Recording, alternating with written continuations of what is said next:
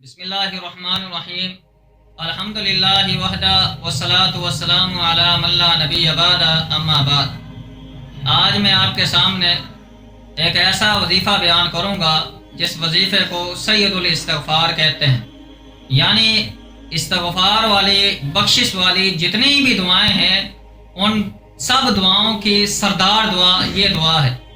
اور اس کے پڑھنے کا فائدہ کیا ہے، اس کی فضیلت کیا ہے؟ رسول اکرم صلی اللہ علیہ وسلم نے فرمایا کہ جو آدمی صبح کے وقت یہ دعا پڑھتا ہے اور شام سے پہلے شام کو آدمی فوت ہو جائے تو آپ علیہ الصلوۃ والسلام نے فرمایا کہ یہ آدمی جنت کے اندر داخل ہوگا۔ اسی طرح جو آدمی شام کو پڑھتا ہے، صبح سے پہلے آدمی فوت ہو جائے تو آپ علیہ الصلوۃ والسلام نے فرمایا کہ یہ آدمی جنت کے اندر داخل ہوگا۔ بخاری شریف کے اندر یہ حدیث ہے، یہ دعا آپ علیہ الصلوۃ والسلام نے بیان فرمائی، اللہم انت ربی لا الہ الا انت خلقتنی وانا عبدک وانا علی عہدک ووعدک ما استطعت اعوذ بک من شر ما صنعت ابوء لک بنعمتک علی وابوء بذنبی فاغفر لی فانہ لا یغفر الذنوب الا انت۔ اس کا معنی کیا ہے؟ اللہم انت ربی، اے اللہ تو ہی میرا رب ہے، تو نے ہی مجھے پالا ہے، تو نے ہی مجھے پوسا ہے، تو ہی پالنے والی ذات ہے۔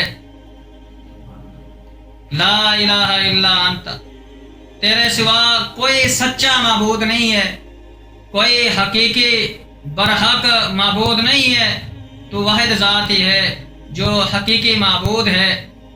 انت خلقتنی، تو نے ہی اللہ مجھے پیدا کیا ہے، وانا عبدکا، اور میں تیرا بندہ ہوں، وانا علی عہدکا ووعدکا ما استطعت، اور میں تیرے عہد اور تیرے وعدے پر قائم ہوں جتنی میں طاقت رکھتا ہوں۔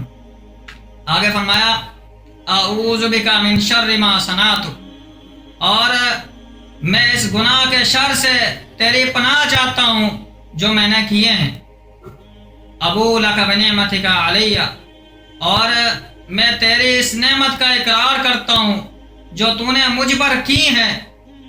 آگے فرمایا کہ ابوء بذنبی فاغفر لی فانہ لا یغفر الذنوب الا انت، میں اپنے گناہوں کا اعتراف کرتا ہوں تو مجھے بخش دے، فاغفر لی فانہ لا یغفر الذنوب الا انت، بے شک تیرے سوا کوئی نہیں بخشنے والی ذات، تو واحد ذات ہے جو معاف کرنے والی ذات ہے۔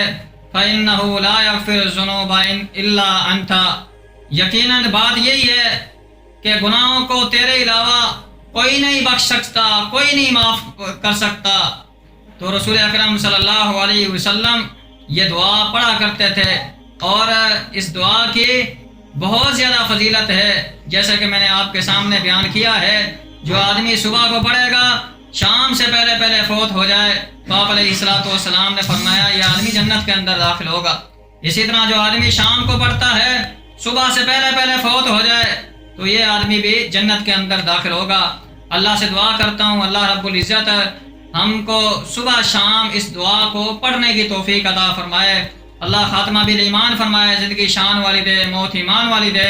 اقول قولی ھذا واستغفر اللہ الذی ولکم ولسائر المسلمین، والسلام علیکم ورحمۃ اللہ وبرکاتہ۔